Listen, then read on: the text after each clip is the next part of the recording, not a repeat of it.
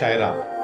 உலகெங்கிலும் இருக்கிற என்னுடைய சாய் சொந்தங்களுக்கு இவ்விதமான கூட்டு பிரார்த்தனைகளை வெற்றிகரமாக நிகழ்த்துவதற்கு என்னை பெற்ற பெற்றோர்களுடைய வாழ்த்துக்களாலும் நான் வணங்குகின்ற எல்லா தெய்வங்களுடைய பிரதிநிதியாக இருக்கிற நம்முடைய சாய்நாதருடைய பேரருளினாலும் உங்களுடைய பேராதரவினாலும் இத்தகைய பிரார்த்தனைகளை வெற்றிகரமாக நிகழ்த்துவதற்கு முயற்சி செய்கிறேன்.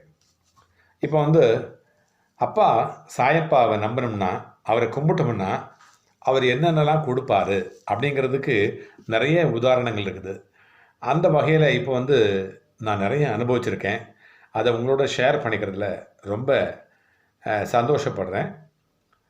சின்ன வயசில் நான் என்ன செய்வேன், குழந்தைங்களோட விளையாடும்போது எல்லாம் சடுகுடு விளையாடுவாங்க, மரத்து மேலே ஏறி விளையாடுவாங்க. நானும் விளையாடுவேன்.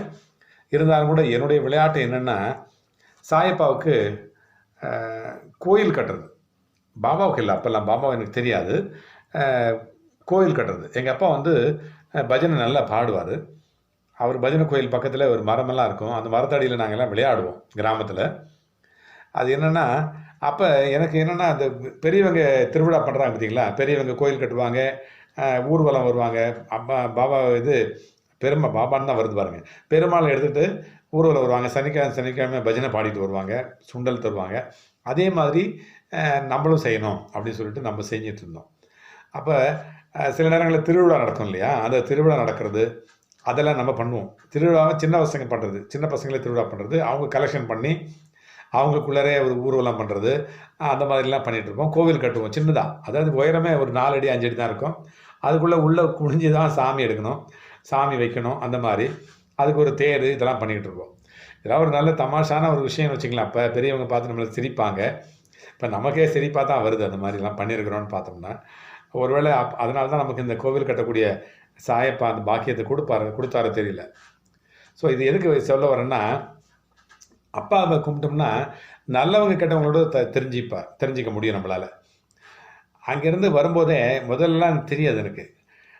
இப்போ யாராவது வரும்போது, தூரத்தில் வரும்போதே அவங்கள பற்றி அவங்க நல்லவங்களா கெட்டவங்களா அப்படின்னு உணர்றதுக்கு அந்த சக்தியை கொடுக்குறாரு சாயப்பா. அப்புறம் பேசும்போது யாராவது பேசுகிறான்னு வச்சுங்களேன், பேசும்போது அந்த அதிர்வலைகள், அந்த அந்த சவுண்டு எனர்ஜி வருது இல்லையா, சவுண்டு அந்த வைப்ரேஷன் வருது இல்லையா, அதுலேயே நம்ம அந்த அவங்களுடைய குணாதிசயங்களை தெரிஞ்சிக்கக்கூடிய ஒரு சக்தியை கொடுத்துருக்குறாரு. இதெல்லாம் நமக்கு முதலே இருந்திருந்தாக்கா இன்னும் நல்லா நம்ம லைஃப்பில் இன்னும் நல்லா வந்திருக்கலாமே அப்படின்னு சொல்லிட்டு இப்போ நினைக்கிறேன். பட் இப்போவாது கொடுக்குறாரு, பரவாயில்ல அப்படின்னு சொல்லிட்டு ஒரு திருப்தி நமக்கு அடைஞ்சிடும். சொல்லுவாங்க பெரியவங்கெல்லாம், அதாவது ஆரா பவர்னு சொல்லுவோம் இல்லையா, அந்த ஆரா பவர் கூட நம்மளை மெஷர் பண்ண முடியும். அதுக்கெல்லாம் கருவி வந்திருக்குது. இப்போ ஏலியன்ஸ்ன்னு சொல்கிறாங்க இல்லையா, ஏலியன்ஸ் வேற்று கிரக வாசிகள் எல்லாம் அவங்கெல்லாம் வர்றாங்க இங்கே அப்படின்னு சொல்கிறாங்க. அதை படம் பிடிக்க முடியும் அப்படின்றாங்க. ஆத்மாவே நம்முடைய ஆத்மா இருக்கு இல்லையா, அதை அதையே படம் பிடிக்க முடியும் அப்படின்னு சொல்லிட்டு இப்போ விஞ்ஞானிகள்லாம் சொல்ல ஆரம்பிச்சிட்டாங்க. அவங்களாம் கண்டுபிடிக்க ஆரம்பிச்சிட்டாங்க. அதை இப்போ இந்த செயின்ட் பீட்டர்ஸ்பர்க் யூனிவர்சிட்டின்னு சொல்லிட்டு இருக்கு இல்லையா, அந்த யூனிவர்சிட்டியில் கண்டுபிடிக்கிறாங்க. அதெல்லாம் அது ஆராய்ச்சி நடக்குது. டாக்டர் கான்ஸ்டன்டைன் கொரோன்டோ அப்படின்னு சொல்லிட்டு ஒரு அதனுடைய டைரக்டர் இருக்கிறாரு. அவர் இதை பற்றி ஆராய்ச்சி பண்ணிகிட்டு இருக்கிறாருன்னு சொல்கிறாங்க. இப்போ இந்த ஜிடிவி கேமரா அப்படின்னு ஒரு கேமரா இருக்குதான், அதை வச்சு பதிவு செய்யலாம் அப்படின்றாங்க.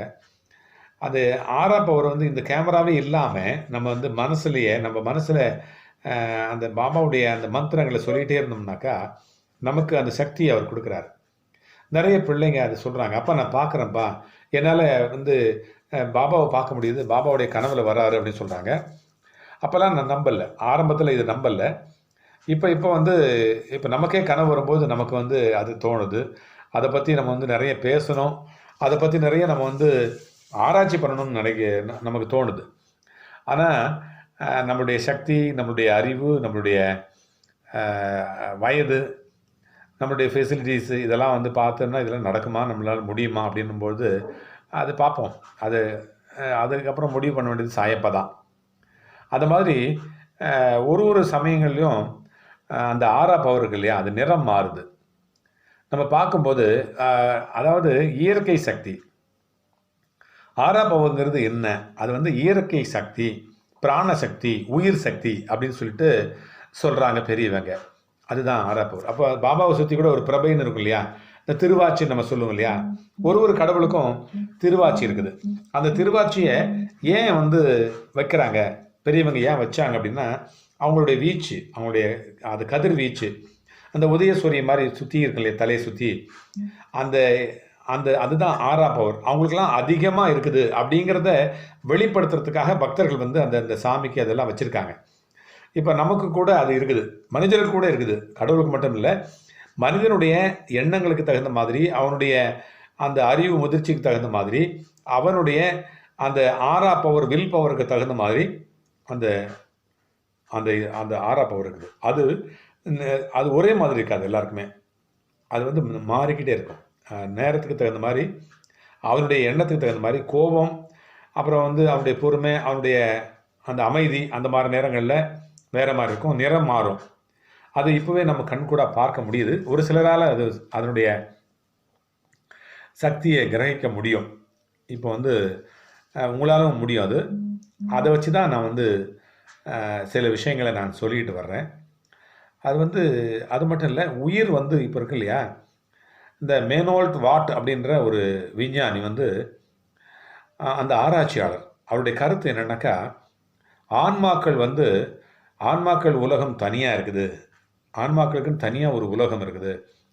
இறந்த பிறகு மனிதர்கள் வந்து அங்கே போய் தங்குறாங்க. அந்த மனிதர்கள் இல்லை, மனிதர்களுடைய ஆன்மாக்கள் அங்கே தங்குது அப்படிங்கிறத வந்து அது கண்டுபிடிச்சிருக்கிறார். அது பாருங்கள், இன்னும் மேலே மேலே வரப்போகுது. இப்போ இந்த சயின்ஸ்லாம் வந்து நிறைய, இந்த மொபைல் ஃபோன் இதெல்லாம் வந்த பிறகு நிறைய நம்ம பேசுகிறதெல்லாம் ரெக்கார்ட் பண்ண முடியுது. அப்போல்லாம் அதெல்லாம் கிடையாது. சயின்ஸ் வந்து வளர்ந்துக்கிட்டே இருக்குது இல்லையா. ஸோ இதெல்லாம் வந்து வளர்ந்த பிறகு ஆன்மாவை கூட படம் பிடிக்க முடியும். இது ஒரு சில ஆன்மாலாம் வந்து ஒருத்தருக்காக வெயிட் பண்ணும். இப்போ எங்கள் தகப்பனார் வந்து உயிர் விடுறதுக்கு நான் வெளியில் வர்ற வரைக்கும், வீட்டை விட்டு வெளியே வர்ற வரைக்கும் அவருடைய உயிர் வந்து போகாமல் இருந்தது. நான் எப்போ வந்தனோ வெளியில், அது வந்து என்னை பார்த்துட்டு அதுக்கு பிறகு அவர் வந்து ஒரு 5 நிமிஷத்தில் அவருடைய உயிர் பிரிஞ்சுது. எனக்காக அவர் வெயிட் பண்ணார். ஏன்னா இரவு 12 மணிக்கு போயிருக்கலாம், இல்லை காலையில் 3 மணிக்கு போயிருக்கலாம் இல்லையா. நான் வெளியில் வந்து ஒரு 5 நிமிஷத்துலேயே அவர் வந்து போகணும். அவருடைய உயிர் பிரியறதை நான் கண்ணால் பார்க்குறேன். அப்போல்லாம் வந்து எனக்கு அது தெரிஞ்சு போச்சு.